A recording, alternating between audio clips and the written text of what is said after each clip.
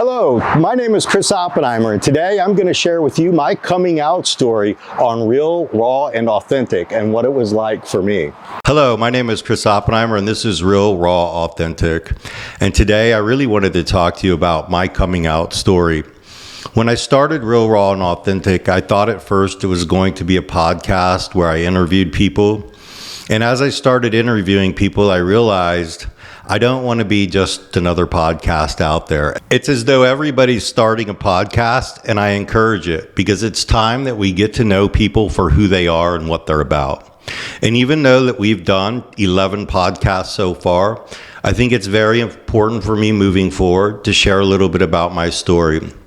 And as I was watching Pride Month begin this month, and as it's played out, I really want to apologize to everyone because Pride to me isn't about drag shows and drinking and going out and partying.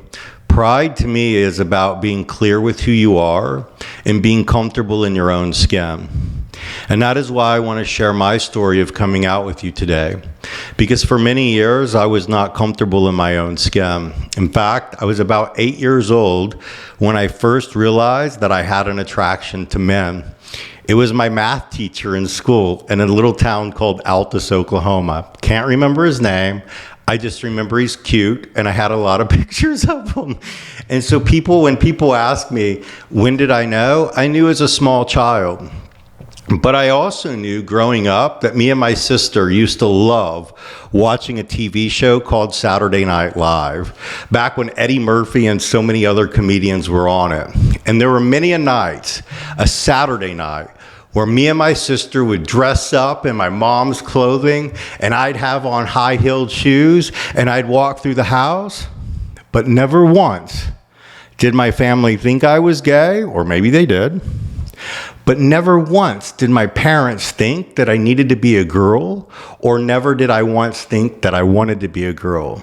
See, because what I learned as a small child is we've got to experience everything to know what we like.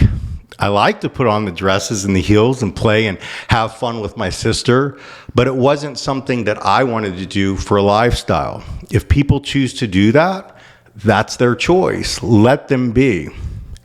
But I believe it's very important for every single person to know who they are and make experiences. So growing up as a child and having those experiences, I knew the direction I was going, but I was afraid to come out.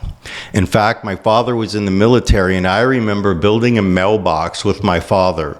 And this guy was traveling down the street really, really fast. And my dad yelled out, "Slow down, you silly faggot." And as a small kid, knowing that that was the route that I was on, I no longer became myself around my family anymore. I closed up, and I started just kind of on my own journey of living separate lives. And how did that turn out as an adult? Well, eventually, my straight life ran into my gay life, and I just went down the road of drugs to hide from everybody.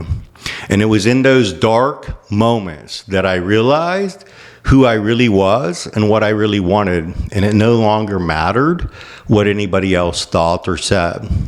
Later in life, my dad had conversations not only about that mailbox, but about the conversation when he got mad and yelled at that person driving fast down the street. See, it's little words that we say that affect people for a lifetime. I chose to hide my being gay, my being proud, by being on drugs, which led to a horrible meth addiction, and I almost even lost my life. And then for many years, I even played the bi card. I like men and I like women.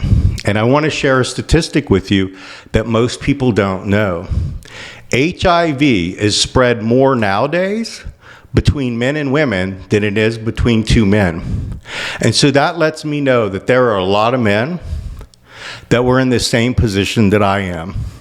I was married to a woman before. I had 2 stepkids. I got divorced because I knew that wasn't the right life for me. I know that a lot of people are going through a lot of tough times, but I want to let you know that pride to me is about being able to be yourself and who you are no matter what. And so as we go through this pride, celebrate, have fun, enjoy your freedom, but do not push your beliefs on another human being. Less than 2% of our population is actually gay, but we're cramming that down 98% of people's throats. That's not fair. We need to start living as human beings again under one flag, the United States of America, where we can all be free and have freedoms with one another.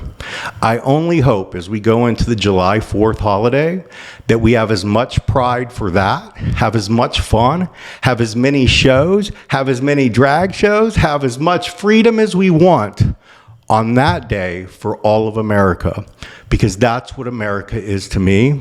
And so pride is something we should all have, but we should never force our agenda down another person's throat, because we're all going through something, and I hope that we all make the best choices for who we are to be in the world.